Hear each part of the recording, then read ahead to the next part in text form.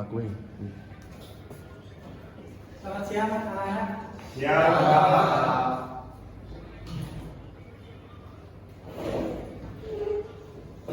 Baik, sebelum memulai pelajaran pada siang hari ini, alangkah baiknya kita berdoa terlebih dahulu.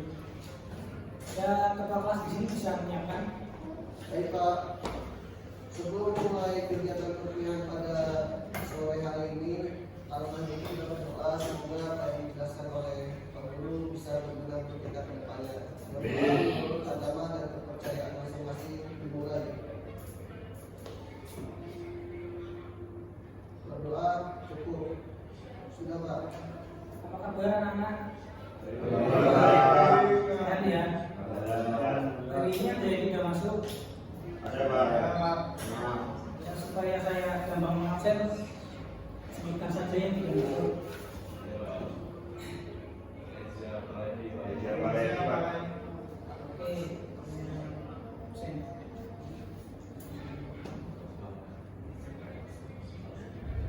Baik, pada kesempatan siang hari ini Bapak akan menjelaskan sistem bahan bakar diesel pompa injeksi rotary.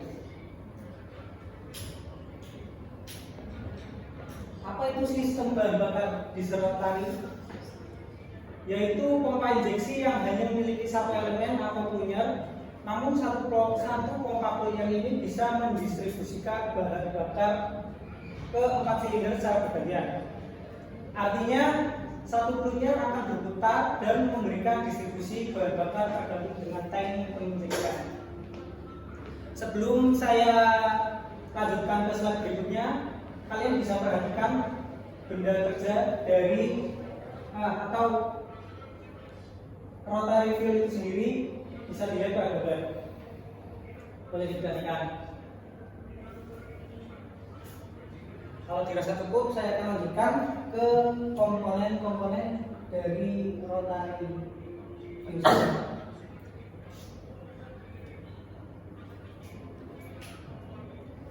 Yang pertama, drive shaft. Apa itu drive shaft?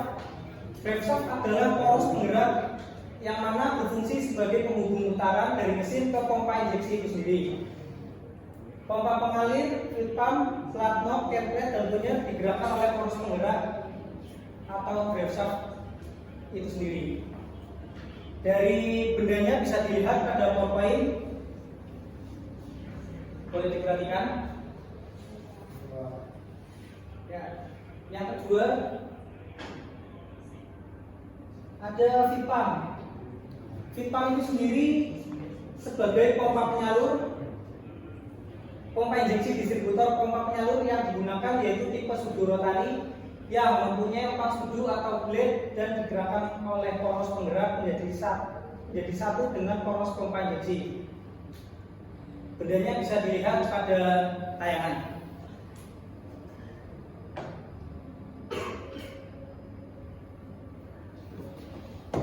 Kemudian yang ketiga ada katup pengatur tekanan. Katup pengatur tekanan berfungsi untuk mengatur tekanan bahan bakar ke dalam ruang pompa yang dihasilkan oleh feed pump sesuai dengan putaran mesin.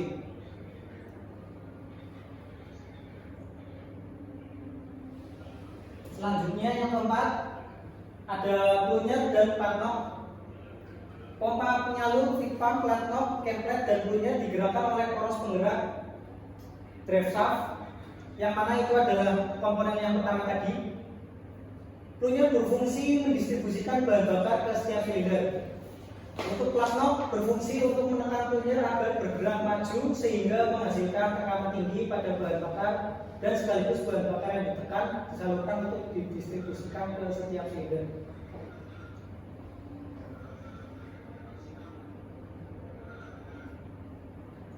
Yang kelima ada fuel cut solenoid. Fuel cut solenoid mematikan motor dapat dilakukan dengan menyetop aliran bahan bakar ke plunger pompa melalui fuel cut off solenoid.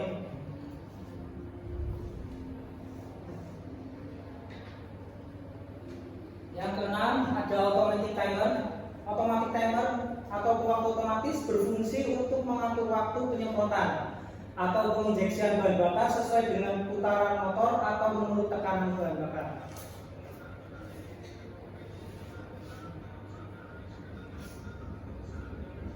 Yang ketujuh ada gubernur, berfungsi untuk mengatur jumlah bahan bakar yang disemprotkan sesuai dengan beban atau dan putar motor. Kemudian yang terakhir ada kartu penyalur. Kartu penyalur delivery valve berfungsi menyalurkan bahan bakar ke nozzle.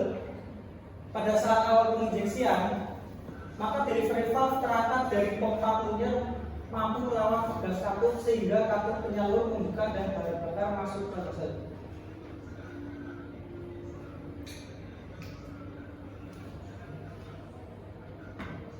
Setelah saya jelaskan dari komponen-komponen yang sudah saya jelaskan, apa ada yang ingin ditanyakan? Belum Pak. Oke, saya lanjutkan ya. Baik, setelah kita mengetahui apa itu komponen-komponennya, kita akan tahu bagaimana cara kerja dari diesel sistem injection diesel tadi.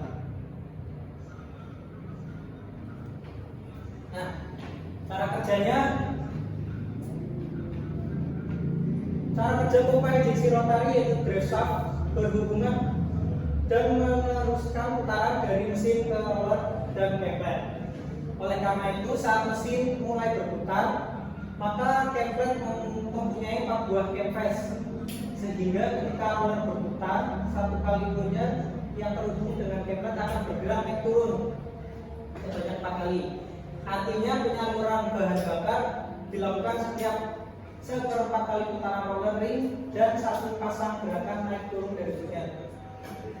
Berikut langkah kerja pompa injeksi rotary. Yang pertama adalah langkah penghisapan.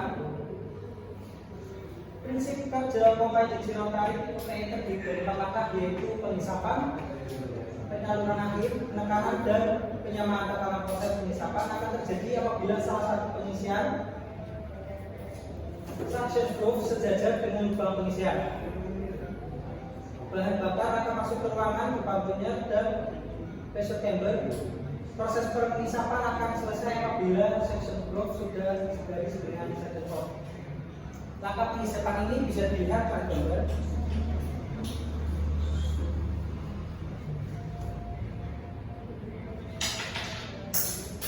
Apakah gambarnya terlihat jelas? Ya Pak. Ya, oke, itu garis besarnya. Yang kedua, langkah penyaluran. Proses selanjutnya yaitu penyaluran, yang mana bahan bakar akan disalurkan saat gerakan plunger terdorong depan akibat keplet. Maka dengan otomatis bahan bakar yang ada di pressure chamber akan terdorong masuk ke distributor port. Pada saat distributor port segaris dengan distributor passage angkat, maka bahan bakar akan dialihkan menuju ke delivery valve. Langkah penyaluran bisa dilihat pada gambar. Apakah ada pertanyaan? Belum Pak. Oke. Yang ketiga, langkah akhir penekanan. Durasi proses penyaluran ini diatur berdasarkan langkah efektif plunger, yaitu sampai bertemunya saluran spill ring yang terhubung distributor pump dengan spill port. Hal ini menyebabkan bahan bakar di pressure chamber akan mengalir keluar melalui spill port. Proses ini lebih dikenal dengan akhir penekanan. Seperti biasa, cara kerjanya bisa dilihat. Langkah keempat yaitu langkah penyamaan tekanan bahan bakar. Langkah terakhir yaitu penyamaan tekanan bahan bakar yang ada di pressure chamber dengan ruangan pompa injeksi. Hal ini diperlukan agar bahan bakar nantinya masuk ke dalam pressure chamber saat proses penghisapan terjadi atau saat itu bergerak turun. Pada saat kotak off, maka otomatis selemen akan bekerja untuk menutup saluran suction port sehingga tidak ada bahan bakar yang disalurkan ke dalam injektor. Supaya adik-adik sekalian, saya sertakan animasi bagaimana proses terjadinya bahan bakar tersalurkan dari tangki lalu nyemprot ke mesin.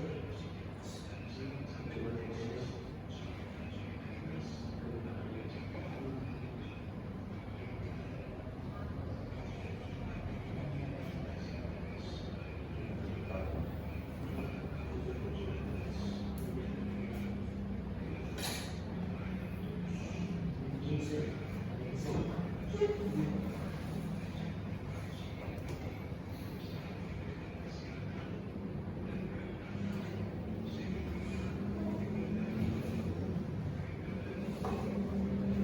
agar lebih jelas lagi saya akan beri tayangan kepada YouTube.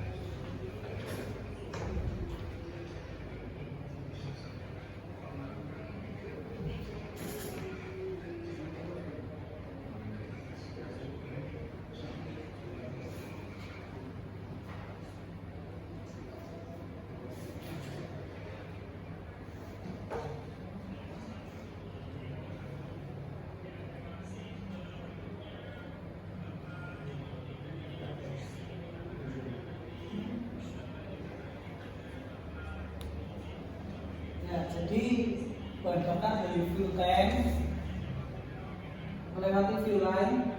Di sini dijelaskan bahan bakar terkadang oleh penyaring. Ya, ini yang menggunakan ini.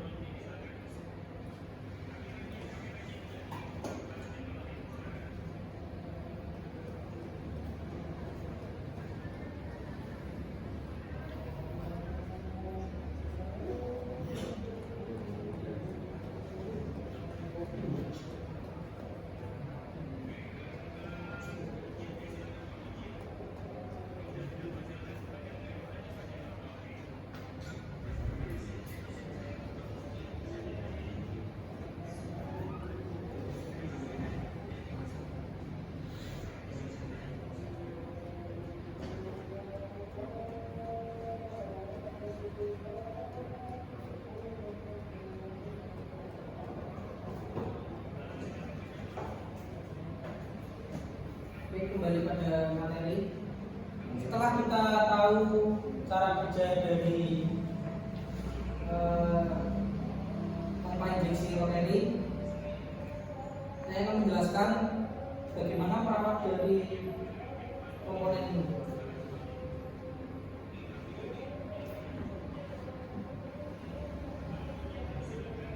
Nah, yang pertama periksa delivery valve dengan catatan jangan sampai menyentuh permukaan sliding dari plunger pompa dan katup delivery. Tarik keluar katup dan lepaskan. Cek bahwa katup bergerak masuk dengan perlahan ke kedudukannya. Apabila tidak sesuai dengan spesifikasi, maka katup delivery harus diganti satu set. Kemudian yang kedua, poros penggerak. Bila pasang longgar atau alurnya karena alurnya membesar, pada bagian tirus ada yang cacat atau sebagainya, gantilah poros penggerak atau grab shaft dengan yang baru. Ukur kelausan permukaan poros penggerak yang bersentuhan dengan packing oil seal. Bila hasil pengukuran lebih limit, maka gantilah poros penggerak. Nah, limitnya itu sendiri 0,8 mm.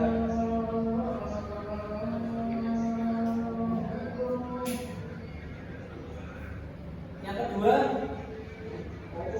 periksa plunger pompa, ring dan kepala distributor. Cek secara visual pada permukaan plunger. Apabila ditemukan goresan atau aus, maka plunger tersebut sudah rusak. Ganti plunger dengan yang baru. Yang ketiga, plat knob. Apabila ada knob atau kemplet yang terkelupas, cacat permukaannya, aus dan sebagainya, gantilah plat knob atau kemplet tersebut.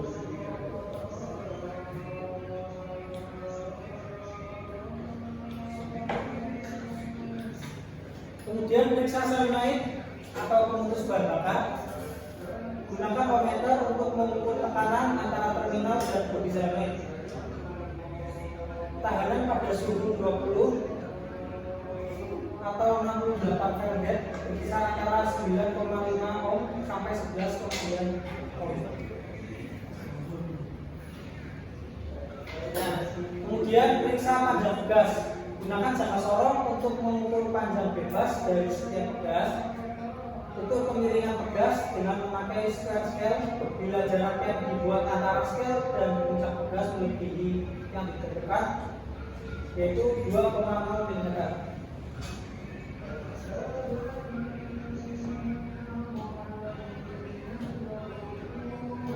Yang bisa dilihat itu spesifikasi tugasnya. Bila tugas 1 delivery, tugas punya atau order, yang ketiga tugas kopling.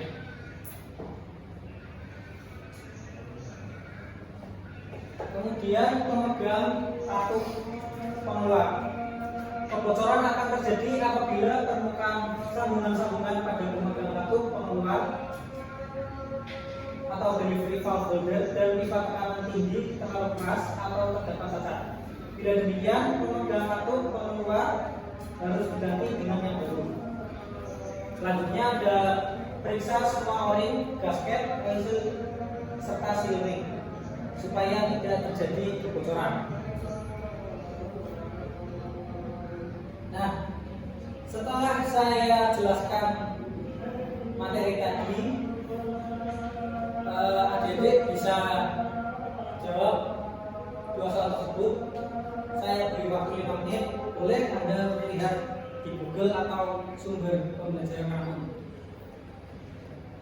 Jika sudah menemui jawabannya, angkat tangan dan langsung menjawab.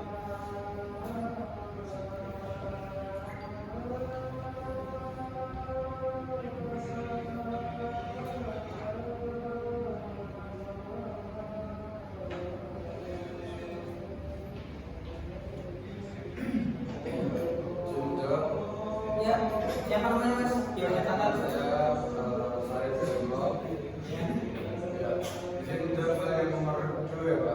Iya, boleh.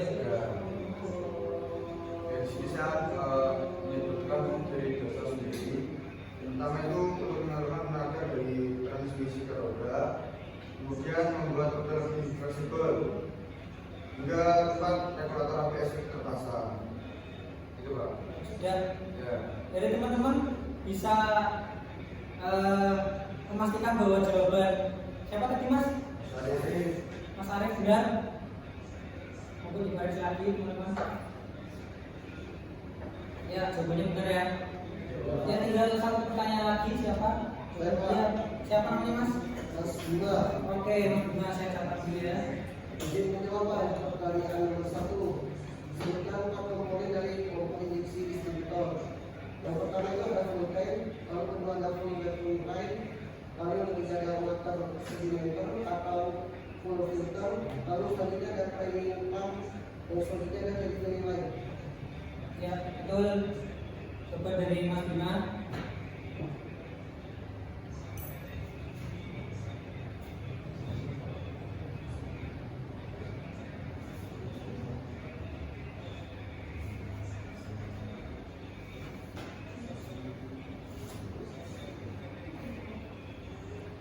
Baik, dari materi tentang pompa injeksi rotari ini, apakah ada yang ingin ditanyakan? Cukup, Pak. Ya, untuk minggu depan, ketua kelasnya siapa di sini? Oh, Mas Bima. Untuk minggu depan, buat 3 kelompok. Nanti kelompok itu akan praktek dan membongkar dari pompa distributor itu sendiri. Minggu depan nanti berarti jatahnya mulai ya Mas? Siapa? Ya. Ya, cukup sekian untuk pembelajaran pada siang hari ini. Semoga kita diberi kesehatan agar minggu depan dapat belajar seperti sedia kala. Ya, buat ketua kelas boleh menutup dengan doa. Baik, sebelum mengakhiri pelajaran pada sore hari ini,